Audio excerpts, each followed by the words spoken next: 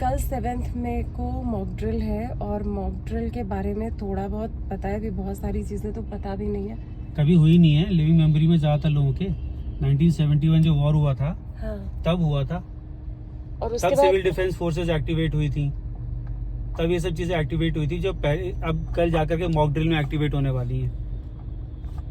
अब जो कोई कई तो ऐसी ऑर्गेनाइजेशंस थी जो उस वक्त थी भी नहीं, वो अब इन्वॉल्व रहेंगी। NDRF होगी, हाँ, नेशनल डिजास्टर रिस्पांस फोर्स होगी, उनकी NDMA की, okay, NDMA national disaster management की, हाँ हाँ, वो रहेगी। ये तो ऑर्गेनाइजेशन पहले थी ही नहीं, अच्छा, उस वक्त नहीं थी ना NDMA वगैरह, ये तो बाद में बनी है।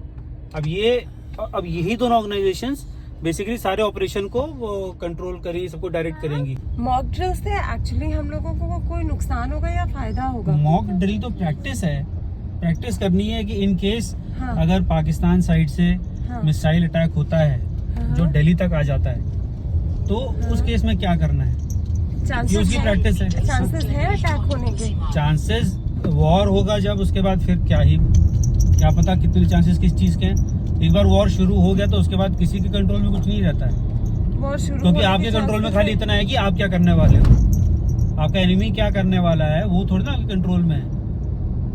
बियॉन्ड द पॉइंट आपके कंट्रोल में नहीं है, वो कहाँ पे किस शहर को वो अटैक करेगा, किस शहर को निशाना बनाएगा, you never know. Mock drill तो 7 तारीख की अनाउंसमेंट हुई है कल, हाँ, कि हाँ, 7 को होगा। हाँ, आपके जो बॉर्डर विलेजेस, बॉर्डर एरियाज हैं, हाँ, राजस्थान, पंजाब, हाँ, वहाँ पे तो हर साल कई हफ्तों तक ये जब फायरिंग होती रहती है दोनों कंट्रीज के बीच में, हाँ। अभी भी चली रही है ना फायरिंग, कहाँ पे अभी हो रही है चल रही है फायरिंग, वो तो होती रहती है पंजाब बॉर्डर पे और कश्मीर, जम्मू कश्मीर बॉर्डर पे, हाँ, हाँ, जो लाइन ऑफ कंट्रोल है वहाँ पे हाँ, फायरिंग होती रहती है, हर साल होती रहती है। तो वहाँ के लोग तो रहते ही स्टेट ऑफ उसमें, वहाँ पे तो हमेशा ही ड्रिल चलती रहती है। वहाँ पे अरे तो बाप बंकर्स रे। बने हुए हैं, हाँ, कि अगर मिसाइल रॉकेट अटैक हो रहा है, मिसाइल अटैक हो रहा है, तो आपको कहाँ जाके छुपना है। हमारा छोड़ दो, इजराइल का सोचो, इजराइल में तो स्टैंडर्ड है, हर घर, हर कम्युनिटी, छोटी छोटी जो किबूज है उनके बीच में बंकर्स बने होते हैं। मिसाइल अटैक के दौरान इन लोगों को सबको पता है, इतनी उम्र से, नर्सरी के बच्चों से लेकर के सबको पता होता है। ABCD के साथ साथ ये भी सिखाया जाता है कि अगर ये टॉय टॉय टॉय ये सायरन बजने लगे तो आपको पहले क्या करना है, कितना खाना लेना है, कितना पानी लेना है, बंकर कहाँ है, कितनी दूर है, कैसे भागना है, क्या क्या ध्यान रखना है चीजों का, ये सब होता है। ये तो उनको तब से सिखाया जा रहा है। हमारे पास 1971 में हुआ था, उसके बाद कभी नहीं हुआ, उसके बाद अब हो रहा है। ये मॉक ड्रिल है। एक बात बताओ, 1971 में जब मॉक ड्रिल हुआ था, मतलब देखो मॉक ड्रिल नहीं हुआ था 1971 में, मॉक ड्रिल हुआ था। मॉक ड्रिल क्या होती है?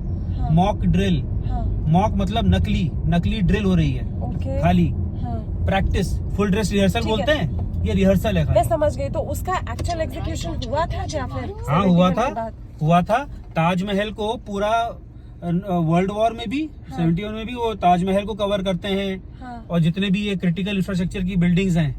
अब जैसे ये सामने तुम्हारे EPFO की बिल्डिंग है, एम्प्लॉय प्रोविडेंट फंड ऑर्गेनाइजेशन की बिल्डिंग, ये बिल्डिंग ना, ठीक है, हाँ, हो हाँ, सकता है क्योंकि एम्प्लॉय प्रोविडेंट फंड की बिल्डिंग है ये, हाँ, है, पता नहीं कितनों का डेटा, कितनों की फाइलें हैं, ओ, ठीक है, हो सकता तो है ये इसके सब कुछ ऊपर cover करता है। कैमोफ्लेज का कुछ चढ़ा देंगे, तारपोलिन कुछ कैमोफ्लेज होगा कि जो हाँ, ऊपर से जेट्स जा रहे हैं, हाँ, उन्हें लगे कि ये खाली मैदान है, खाली ऐसा कुछ। ओ, बट मुझे नहीं पता उसकी कितनी रेलेवेंस होने वाली है अब।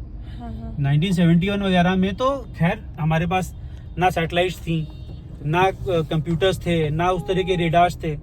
आज तो आपको सब पता है कहाँ पे क्या है क्या नहीं है। आपके पास पहले से फोटोज है उनके पास, एनिमी के पास।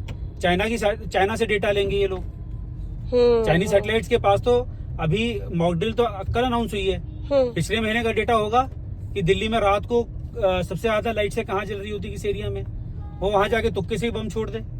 अरे बाप रे। अब दिल्ली में तुम इंडिया गेट के आसपास जाके कहीं भी तुक्के से बम छोड़ दो, किसी ना किसी बिल्डिंग पे ही गिरेगा, हाँ, खाली मैदान में तो गिरेगा नहीं। चांदनी चौक पे बम छोड़ोगे, चांदनी चौक पे मिसाइल गिरा दी, हाँ, ठीक है, चांदनी चौक पे मिसाइल गिरा दी, हाँ, कितने चांसेस हैं कि वो घरों के बीच में गिरेगी या मार्केट में गिरेगी, रात को 12 बजे भी गिरती है अगर, 50% चांसेस तो है ही ना। हाँ, तो फिर 50 से ज्यादा ही है। उस केस में क्या करना चाहिए? सायरन बजा, हाँ हमें पता चलेगा कि एनिमी एयरक्राफ्ट अंदर आ चुका है। ठीक है। उस केस में क्या करना चाहिए, कल वो सब होगा मॉक ड्रिल में। हम में से किसी को नहीं आइडिया ना, क्योंकि कभी नहीं हुआ। वी आर नॉट इजराइल की हमारे साथ, हमारे लिए तो इट्स पार्ट ऑफ लाइफ। हमारे लिए पार्ट ऑफ लाइफ नहीं है। हम बॉर्डर एरियाज पे नहीं रहते हैं, हमारे लिए पार्ट ऑफ लाइफ नहीं है। जो हमारे देश के बॉर्डर एरियाज पे रहते हैं उनको पता है थोड़ा बहुत। अब जैसे मिसाइल अटैक हो रहा है तो यहाँ छुपो, अगर फटा मिसाइल तो शरापनल वगैरह नहीं पकड़ेगा।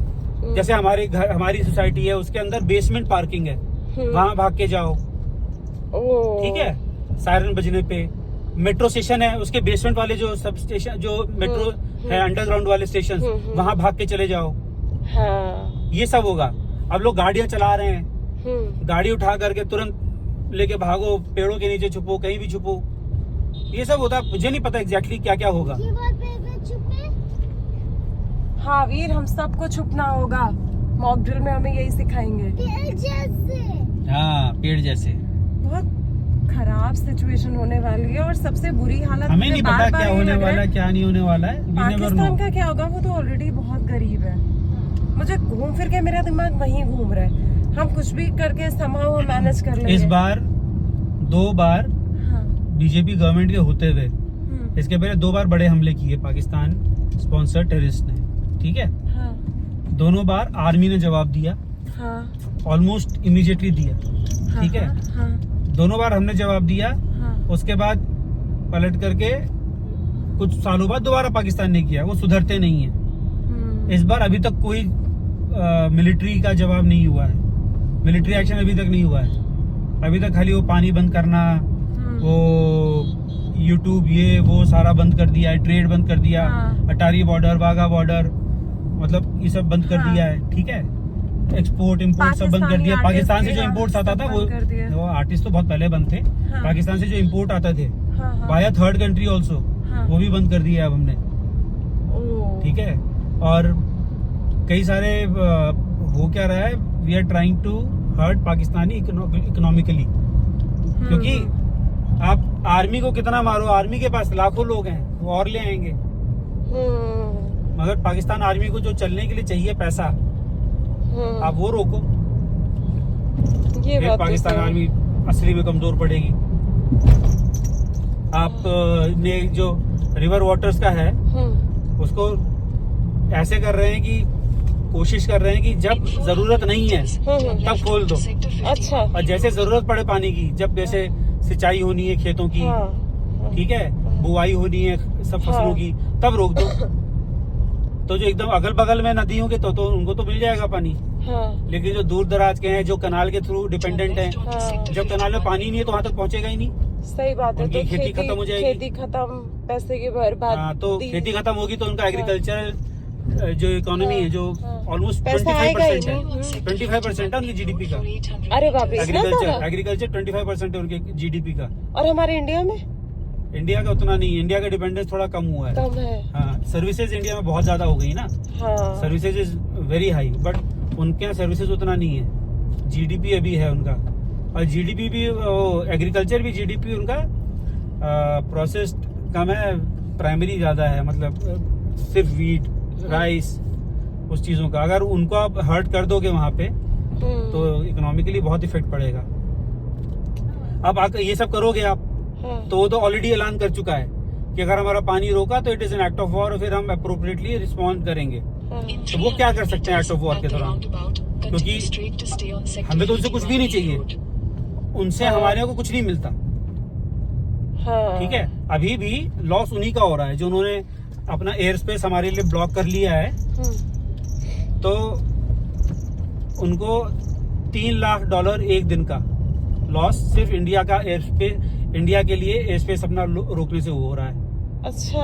अब हमारे अलावा फ्रांस ने और जर्मनी ने और 1-2 और कंट्रीज ने भी अपना वो रोक दिया है, क्योंकि उन्हें लग रहा है डेंजरस एरिया है। तब वो ये जो लॉस है एक दिन का, वो $3 लाख से $5 लाख तक पहुंच गया है। अरे बाप रे। इंडिया का इतना ज्यादा क्यों है? क्योंकि इंडिया की नेबरिंग कंट्री है, इंडिया से ढेरों फ्लाइट जाती है daily across over Pakistan to other countries, Dubai वगैरह। अब बहुत लॉस हो रहा है उनका, $5 लाख एक दिन का लॉस हो रहा है, उनके लिए बहुत बड़ी बात है। एविएशन सेक्टर उनका खत्म हो जाएगा ऑलमोस्ट। देखो सब बातें हैं, कंजेक्चर हैं, जब होता है तो एक्चुअली में क्या होता है नोबडी नोस।